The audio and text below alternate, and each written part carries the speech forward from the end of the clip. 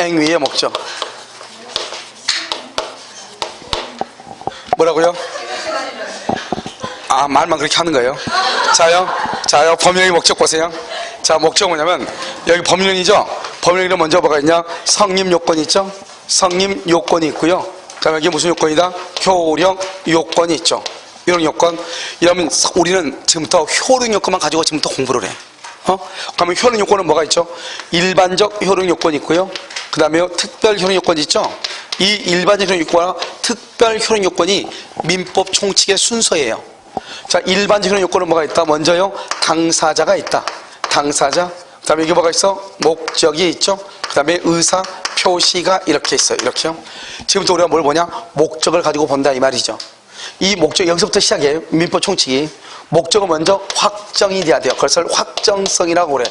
이것은요, 계약 체결 당시까지, 체결 당시의 확정, 그건 아니에요. 언제까지냐? 확정은 이행기까지, 이행기까지 확정할 수 있어야 돼. 이행기까지 확정. 체결 당시 아니에요. 이행기. 이런 봐요. 아파트 분양을 봐봐. 이런 아파트를 분양을 받으면 지금 당장 아파트가 있어, 없어? 없죠. 목적이 뭐예요? 목적? 여러분, 지금 여기 목적이 뭐예요? 대금하고 등기잖아. 등기. 등기를 언제 해줘요? 지금 계약할 때 등기해줘? 그건 아니잖아요. 언제 등기해요? 나중에 건물이 다 완공돼야 등기할 거 아니에요. 그러니까 지금 분양받으면 2년 뒤에 등기하는 거 아니에요. 지금 저기 어디, 저쪽에 어디 보니까 3000세대 아파트 짓고 있더라고요. 3000세대다가 저기 보면 또 1000세대가 또 하고 있죠. 또 건너편에 또 한 1000세대 또 하고 있죠.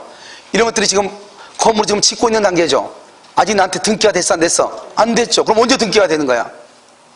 완공돼야죠. 근데 언제 완공되냐? 그 사람들이 DDA를 정해놨죠.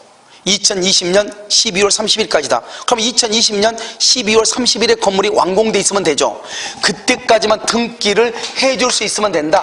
이행기까지 이렇게 얘기하는 거예요. 알겠죠? 자, 두 번째는요, 목적의 가능성이에요. 우리가 여러분, 가능성이라는 것이 뭐냐? 가능은 사회 통념이에요. 사회 통념이란 말은 누구나가 그렇다고 생각하는 것, 이걸 사회 통념이라고 그래. 여러분, 우리가 봐, 반지를 가지고 있는데 반지가 한강 물속에 빠졌어. 찾을 수 있다고 해요? 잃어버렸다고 생각을 해요? 잃어버렸다. 누구나 그렇게 얘기하죠? 그걸 사회 통념이라고 얘기하는 거예요. 우리가요, 누군가가요, 둘이 사랑하는데요, 이 사랑하는 연인이, 우리는 특이하게 달나라에 가서 결혼하자. 달나라에 가서. 말이 돼야 안 돼요? 안 되죠. 왜요? 현실적으로 불가능하잖아요. 그걸 사회 통념상 불가능하다고 얘기하는 거예요. 아시겠죠?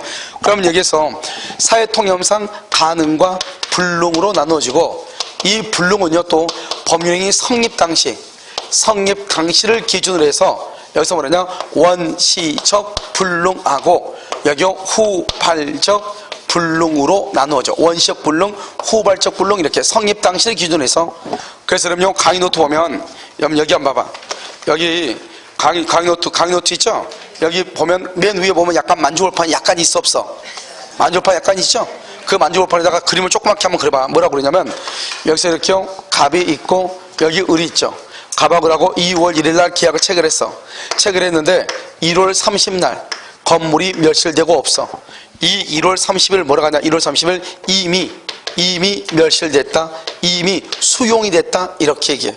그 다음에 여기서 3월 1일 날 등기를 해주기로 했어. 3월 1일 날. 그런데 2월 20날 건물이 멸실되고 없어. 이렇게 두 가지가 있을 수 있다, 이 말이죠. 알겠죠? 그럼 봐봐.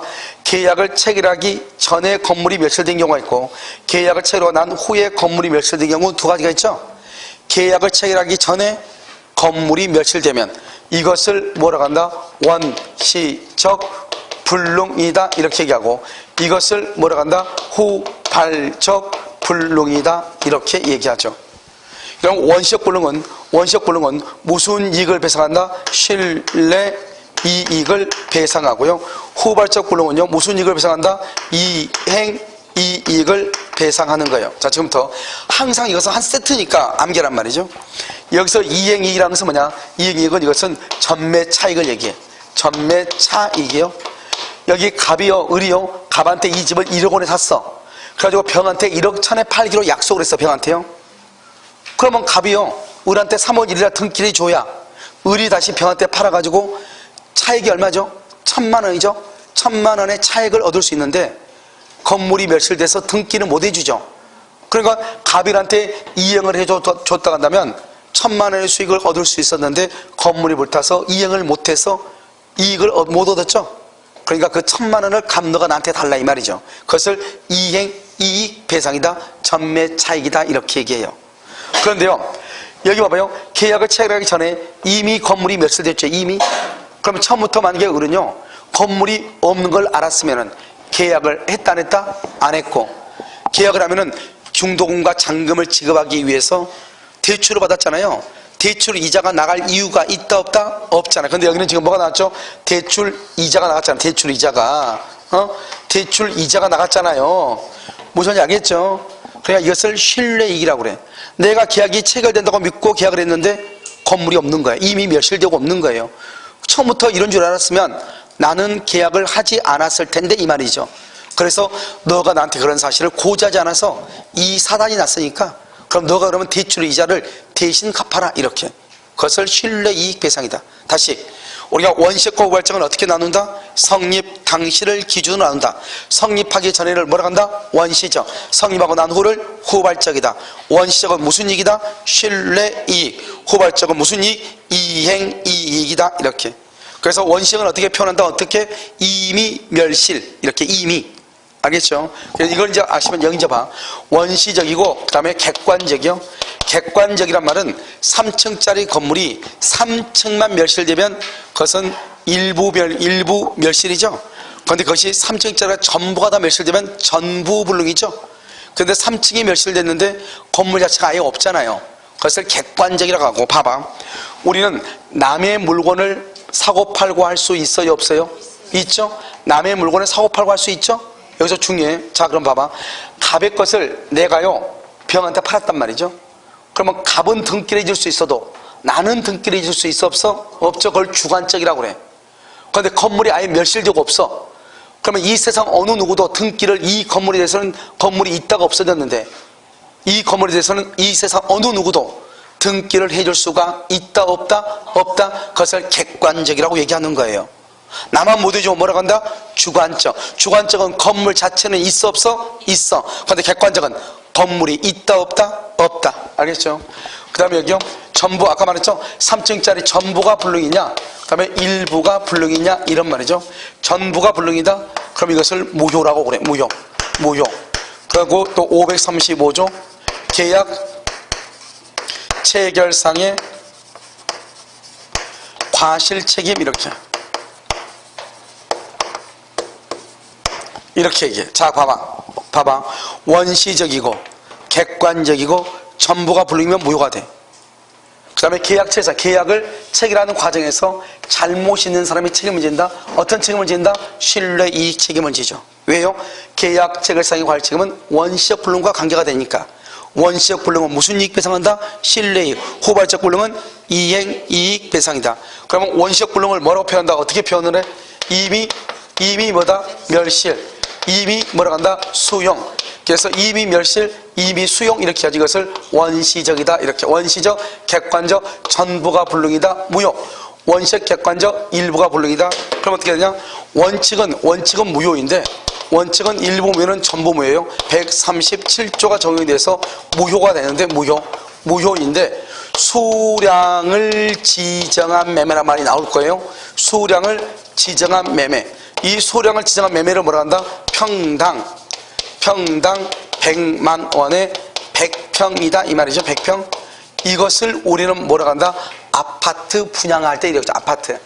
이것은 뭐냐? 그런데 평수가 부족해요.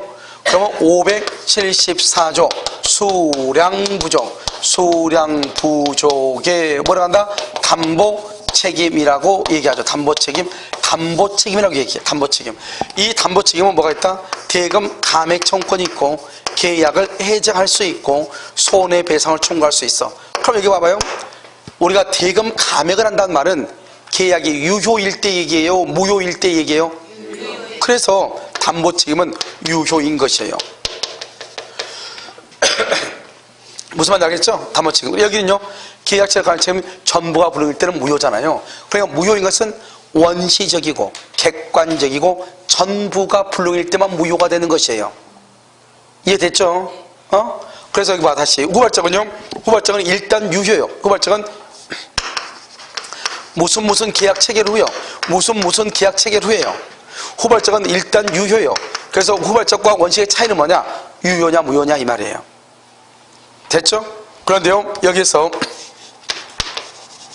채무자, 여기는 채권자, 여기는 쌍방, 채무자의 잘못으로, 채권자의 잘못으로, 쌍방이요 잘못 없이, 이 말이죠. 물건이요 멸실이 되죠. 여기 물건이요 멸실이 되죠. 여기 물건이요 멸실이 된다, 이 말이죠. 채무자의 잘못으로 멸실이 되죠. 이것을 뭐라고 한다? 채무 불이행이다, 이렇게. 채무 불이행, 이렇게요. 이 두 가지를 뭐라 한다? 위험 부담이다, 이렇게. 위험 부담, 이렇게. 쌍방이 잘못 없죠. 이것을 뭐라 한다? 대상 청구권이다, 이렇게. 대상 청구권, 이렇게. 그래서 채무 불이행, 위험 부담, 대상 청구권, 이렇게. 여러분, 채무 불이행은 뭐죠? 채무 불이행이 있으면 계약을 해제하고 그 다음에 손해배상을 청구할 수 있어. 그럼 이제 시험이 어떻게 나오냐? 후발적 불능과 관계가 없는 것. 그러면 후발적과 관계가 없다 그러면 뭘 묻는 거야? 후발적 관계 없다? 원시액을 묻는 거죠. 후발적과 관계 없으면 원시액이죠. 그러면 뭐다? 계약 체결상의 과실 책임을 묻는 거예요. 알겠죠? 그래서 후발적은 1번, 2번, 3번, 4번, 그 다음에 5번, 이렇게. 지금 여기 가운데 배워놨죠? 채무자를 매도인이라고 그래요? 매수인이라고 그래요? 채무자를 누굴 얘기해?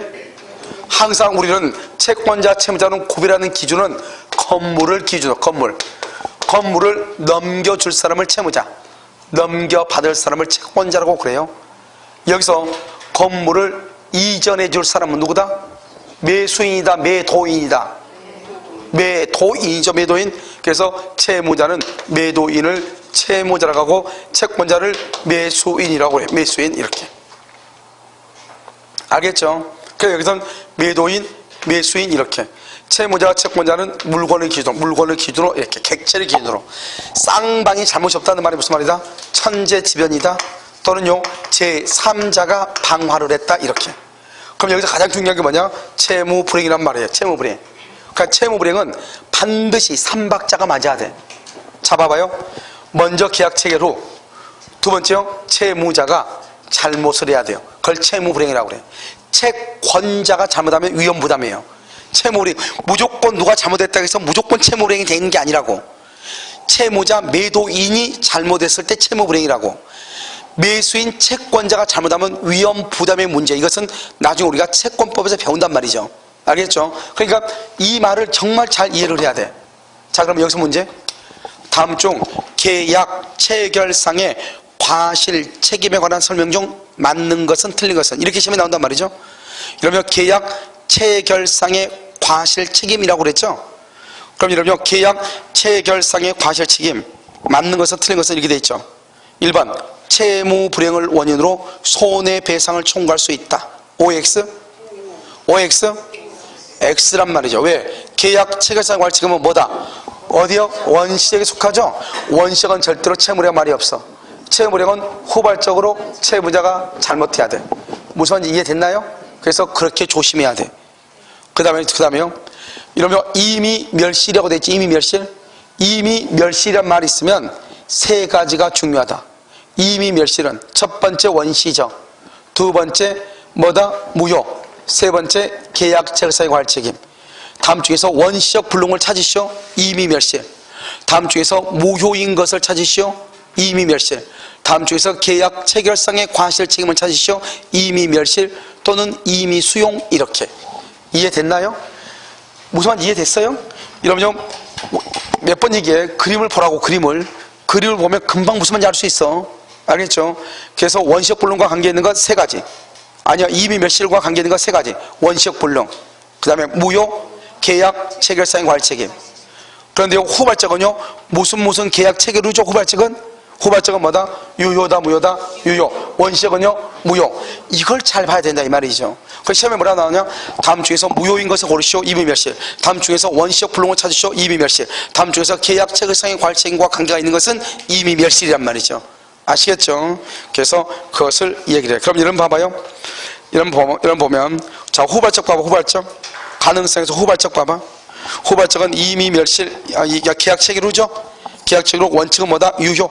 원칙은요 무효. 그렇게 돼 있나요? 자, 그럼 밑에 봐봐. 채무자가 잘못한다. 채무불이행이죠. 채권자가 잘못하면 위험부담이죠. 쌍방 귀책이라고 돼 있나요? 봐봐. X 귀책 사유가 없어야 돼. 쌍방이 잘못이 없어야 돼. X라고 써. 귀책에다가 X 했어요? 쌍방이 잘못이 없을 때 그것을 뭐란다? 채무자 위험부담주의 또는 대상청권 이렇게. 참고 봐봐. 참고 위험부담이나 계약 체결상의 과실 책임이나 교섭단계 줄고. 여러분 교섭단계란 말이 무슨 말이요? 아직 계약 체결했어 안 했어? 안 했죠. 그러니까 후발적이다 원시적이죠. 이 세 가지의 경우는 채무 불이행과 관계가 있다 없다? 없다. 그러니까 이런 말을 나오면서 채무 불이행이라는 말을 쓰면 된다 안 된다? 안 된다는 것을 얘기하는 거예요. 무슨 말인지 알겠죠? 그 다음에 그 위에 불능을 봐봐. 원시적 객관적 전부 불능이죠. 전부는 무효이고 계약체에서 과실책임을 질 수 있는데 일부, 밑에는 일부죠. 일부 불능의 경우는 계약 체결상의 과실책임이라는 말이 나올 수가 있다 없다? 없다. 왜? 계약 체결상의 과실책임은 무슨 불능이 돼야 돼? 전부 수량을 지정한 매매에서 일부 그것은 담보 책임. 박스에 봐. 담보 책임 수량 부족하고 말고 담보 책임으로 가는 것이지 계약 체결상의 과실책임으로 가는 것이 아니다. X라고 돼 있죠? 아니다. 이렇게 됐죠? 자, 그다음에 여러분요 3번 봐봐. 밑에 15페이지에 3번. 이런 15페이지 3번 보면 목적의 가능성이라고 나와 있나요? 가능성 1번은 뭐라고 나왔죠? 사회통념상. 2번은요 불능은 확정적이고 객관적 불능이어야 된다. 4번 원시적 불능이라 나왔죠? 나왔어요? 그 원시적 불능보다 이미 멸실 이미 숭이란 말이 있으면 기억 봐봐요. 기억. 토지에 대한 매매계약 체결 전에 이미 동그라미 이미 그 토지 전부가 수용 동그라미 수용. 그러면 유효다 무효다? 무효. 앞에가 뭐라 나왔죠? 원시적 불능에 따라서 무효다 이렇게 돼 있죠? 그러니까 이미 수용이란 말은 원시적 불능이고 무효다 이 말이죠. 이미 동그라미 니은에 이미 화재로 멸실 이미 멸실 이것을 뭐라 한다? 원시적 불능으로서 유효 무효 맨 끝에 무효. 디귿 중요하죠? 디귿에 별 하나 하고 수량을 지정한 매매에서 부족하다. 수량을 지정한 매매에서 부족하다. 그럼 이걸 뭐라 한다? 담보 책임이지. 담보 책임. 계약 체결상의 과실 책임이 아니다? 아니다. 계약 체결상의 과실 책임은 무슨 불능일 때? 전부가 불능일 때. 그래서 계약 체결상의 과실 책임이 인정될 수는 없다? 없다. 알겠죠? 후발적은요 계약 체결 후죠. 계약 체결 후 이렇게 니은 봐봐. 니은 임대차 계약을 줄고 체결한 후 이렇게 체결한 후. 그 다음에 디귿은요 디귿은 매매계약 체결 후 줄고 체결 후. 그 다음에 니을이요 니을도 매매계약 체결 후. 그러니까 여기서 중요한 것은 체결 후란 말이 중요해. 임대차고 매매고 뭐고 전세고 필요 없어. 체결 후 그럼 뭐다? 후발적은 유효이다 무효이다? 유효다 이 말이죠. 유효. 아시겠죠? 아무것도 아니니까 그것을 잘 봐야 된다 이 말이죠. 됐나요 지금? 오케이. 자, 여기까지를 뭐란다? 목적의 가능성이죠. 자, 그럼 다시 한번 이제 그러니까 여기 지금 이 구조를 정확하게 알고 있어야 나중에 여러분이 어디 갔어요? 채권법을 가서 공부할 때 계약체에서 관리 책임하고 위험 부담을 공부할 때 또 나와. 이게 또 나와. 그러니까 그때요 무슨 말인지 알 수가 있죠. 됐죠? 자, 이제 목적이 확정하고 가능하고 적법해야 돼. 적법해야 돼요. 이 적법성은 뭐냐? 우리가 법은 강행 규정하고요. 그 다음에 임의 규정으로 나누어져요. 임의 규정 이렇게. 강행 규정은 뭐죠? 강행이란 말이 뭐예요? 강행한단 말은 법 규정하고 다른 합의가 된다 안 된다? 안 된다. 임의 규정은요? 임의 규정은 뭐 할 수 있다? 다른 합의를 할 수가 있다. 강행 규정은 다른 합의를 할 수가 없다. 그러니까 만약에 법조문이 A는 B라고 나왔어. 그러면 무조건 A는 B가 돼야 돼. 무슨 말인지 알겠죠? A는 C가 될 수 있다 없다? 없다. 그것을 강행 규정. 임의 규정은요 A는 B라고 나와 있어도 A는 B가 아니라고 할 수 있고 A는 C라고 할 수 있다 이 말이죠. 다른 합의를 할 수 있는 걸 무슨 규정? 임의규정. 그래서 강행규정은 주로 어디에 있다? 물권법에 나와 있고요. 임의규정은 주로 어디에 나와 있다? 채권법에 주로 나와 있다 이 말이죠. 그 다음에 강행규정은 또 어떻게 되냐? 강행규정은 효력규정, 효력규정하고요. 그 다음에 단속규정으로 나누어져요. 그러면 효력규정은 뭐죠? 효력규정은 법을 위반했을 때, 여기도 법을 위반했을 때 위반이죠. 공법상으로는 어떻게 되고 사법상으로는 어떻게 되는가 이 말이죠. 공법적으로는 어떻게 되고 사법적으로는 어떻게 되는가 이 말이죠. 알겠죠? 공법, 사법 이렇게. 자, 그럼 봐. 여러분요, 우리가 이제 공법과 사법으로 나눠지죠. 공법은 뭐고 사법은 뭐예요? 공법은 뭐예요? 여러분 부동산 공법 하잖아요. 공법은 뭐고 사법은 뭐예요? 공법하고 사법인데 공법은 뭐고 사법은 뭐냐고. 공법은 뭐죠? 공법은 국가기관하고 개인 간의 관계를 다루는 거죠? 국가와 개인이요. 사법은 뭐예요? 사법? 개인과 개인 간의 관계를 다루는 거죠? 개인과 개인 간의 관계를, 개인과 개인 간의 관계, 평등한 관계를 다루는 걸 사법이라고 그래. 알겠죠? 그래서 여러분요, 부동산 공법 그러면은, 국가기관과 관계되구나. 그래서 여러분 금요일날 배우는 공법은 다 국가기관과 관계가 되는 거예요. 나는 지금 민법은 사법이에요. 개인과 개인 간의 관계를 다루는 법이에요, 지금요. 알겠죠? 그러니까 이거 보면 법을 위반하죠. 위반하면은 국가기관하고 관계에서는 무조건 처벌을 받아. 형사처벌. 이것도 형사처벌 받죠, 다. 알겠죠? 그런데 사법적으로는요, 사법적으로는 이것은 무효가 돼. 무효. 이거는요, 사법적으로 유효가 돼. 그래서 여러분 봐봐요. 차이는 뭐냐? 효력 규정하고 단속 규정의 차이는 뭐냐? 둘 다 형사처벌을 받으니까 차이가 있어 없어? 없죠? 차이는 사법적으로 법을 위반해도 사법적으로 유효이냐 무효이냐의 차이다. 효력 규정은 법을 위반하면 무효가 되는데 당연히 단속 규정은 무효가 된다 안 된다? 안 된다는 데 있다 이 말이에요. 아시겠죠? 그 다음에 원래 우리가 법은 강행 규정과 임의 규정으로 나누는 이것은 민법에서 나누는 것이고 효력 규정하고 단속 규정은 행정법에서 다루는 거예요. 그런데 우리가 보통 강행규정 그러면 두 가지를 포함해서 강행규정을 하는데 보통 강행규정 그러면 뭘 얘기하냐? 효력 규정을 얘기를 해. 뭐라고 한다고? 강행규정은 뭘 얘기해? 효력 규정을 얘기한다 이런 말이죠. 구조를 먼저 보라고. 그래서 시험에 어떻게 나와요? 다음 중에서 강행규정이 아닌 거 뭘 물어봐? 효력, 단속, 임의 규정을 물어보죠. 임의 규정은 채권법에 있어. 다음 중에서 효력 규정이 아닌 거 뭘 물어봐?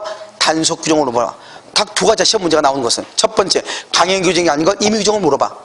효력 규정이 아닌 것 단속 규정을 묻는 거예요. 알겠죠? 그러면 여기서 이제 어느 것이 그러면 단속 규정이 가는가 이건 암기해야 돼. 이거 뭐 같다? 중간 생략 등기. 중간 생략 등기 하고요. 무허가 음식점, 그다음에 무허가 숙박업 이렇게요. 그다음에 여러분 그 중개사법에서 혹시 뭐죠? 중개사법에서 직접거래란 말 배워서 직접거래?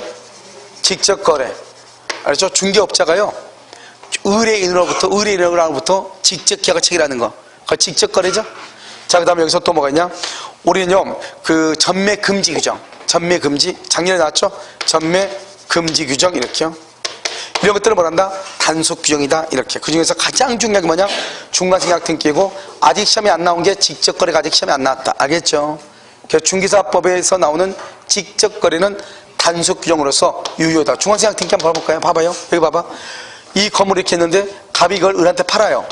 그런데 을은요 등기를 안 해. 등기 비용 드니까. 또 등기하면 취득세 나오죠? 또 이걸요 우리 이걸 또 병한테 처벌하면요 양도세 나올 수 있잖아요. 세금을 안 내려고 자기는 등기하지 않고 자기가 또 병한테 팔아가지고 갑한테 부탁을 해. 등기 그냥 병한테 해달라고. 그러면 갑이요 을의 부탁대로 병한테 등기하게 되면 을은 등기 비용 안 내죠, 취득세 안 내죠, 양도세 안 내죠. 알겠죠? 이걸 중간생략 등기라고 그래.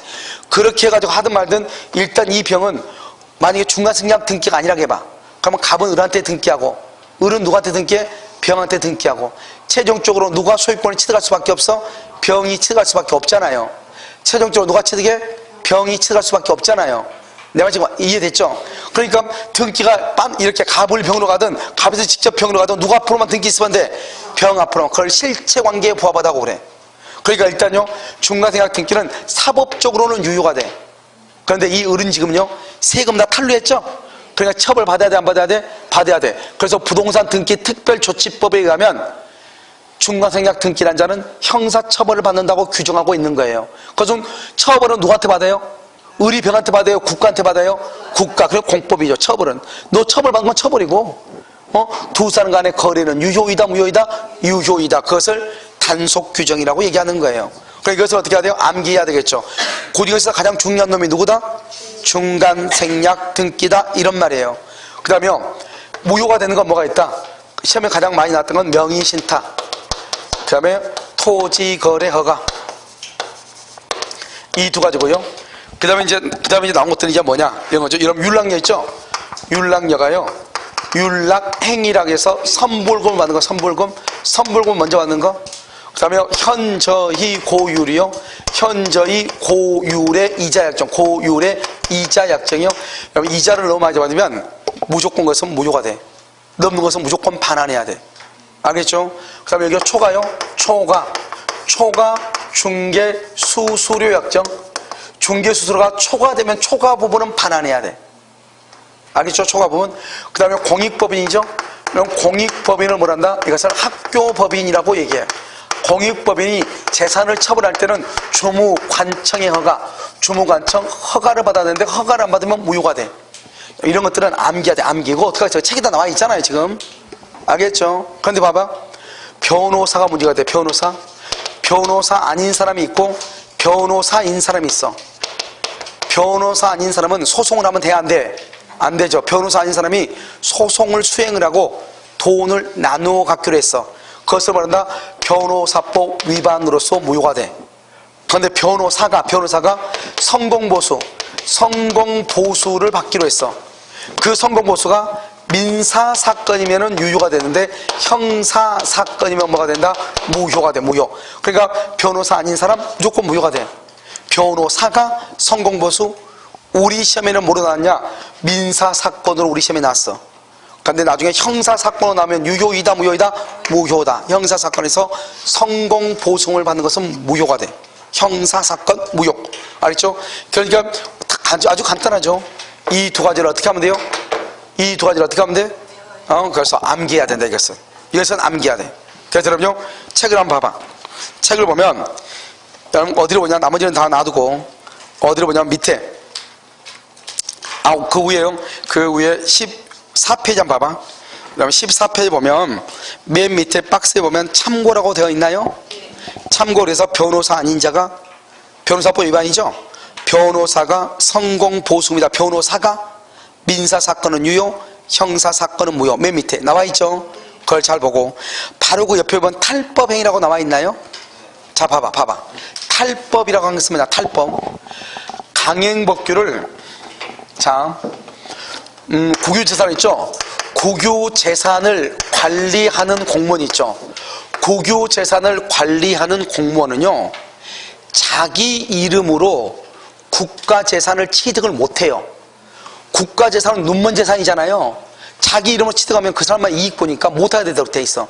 그런데 이 사람이 자기 이름으로 취득하죠? 그걸 강행법규를 어떻게 했다? 직접적으로 위반했다. 이렇게 얘기해. 그런데요, 이 국가재산을 공부하는 공무원이 자기 이름으로 하는 것이 아니고 누구 이름으로? 자기 처 이름으로 산다, 이 말이죠. 그러면 직접은 아니죠? 이것을 뭐란다? 간접적으로 위반했다, 이 말이죠. 그럼 이건 결국 자기가 산 거나 마찬가지잖아요. 이 간접적으로 위반한 것을 탈법했다, 탈법행위다, 이렇게 얘기를 해. 무슨 행위다? 탈법행위다, 탈법. 알겠죠? 강행법규를 어떻게 위반했다? 간접적, 이렇게. 자, 그럼 여러분요, 페이지 15페이지 오른쪽에 4번 목적의 적법성 한번 봐봐. 목적의 적법성 봤어요? 봤어? 15페이지 밑에 4번 까맣게 됐죠? 1번 법규는 강행법규와 임의법규로 나누고, 강행법규는 효력 규정과 단속 규정으로 구분하여 효력 규정을 위반하면 동그라미에 무효, 세 번째 줄 무효. 단속 규정을 위반하면 맨 끝에 유효 동그라미 했어요? 효력 규정에는 부동산 중개 수수료 약정 중 줄거 한도액을 줄거 초과 거기만 줄거 변호사 아닌 자가 거기만 줄거 변호사 아닌 자가 이걸 변호사 맨 끝에 변호사법 위반 행위 맨 끝에 두 번째 줄 맨 끝에 그 다음에 자본시장과 금융투자에 관한 법률상 손실보선약정 금지에 위반되는 주식거래 관한 그 다음에 줄고 투자수익보장약정 딱 하기만. 그 다음에 니은은요 금전소비대차는 차용증 쓰고 돈 빌리는 거죠. 금전소비대차 계약에서 현저하게 고유린 이자약정, 현저하게 고유린 이자약정 이렇게요. 위반되는 부분 줄고 두 번째 위반되는 부분은 반환을 말할 수 있다, 청구할 수 있어.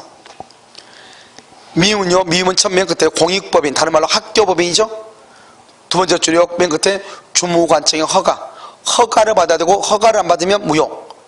미음, 비음은요, 명의신탁약정, 토지거래 허가, 명의신탁약정, 토지거래 허가 이렇게. 그 다음에 이러면요, 지방자치단체가 자기가 가지고 있는 땅을 팔려면 일정한 절차를 지켜야 돼. 그 절차를 지키는 것이 바로 효력 규정이에요. 자, 3번은요, 단속 규정은요, 첫 번째 줄고 중간생략 등기 너무너무 중요해. 별 하나에 알았죠? 중간생략 등기 별 바로 옆에다가 무허가 음식점 숙박업, 무허가 음식점, 무허가 숙박업. 니은의 맨 끝에 국민주택 전매행위, 디귿의 맨 끝에요 직접 거래 이렇게. 아직 시험에 안 났어요. 직접 거래. 그 다음에 4번은요 탈법행위라고 되어 있나요? 그러면 이 탈법행위라고 하는 것이 뭐예요?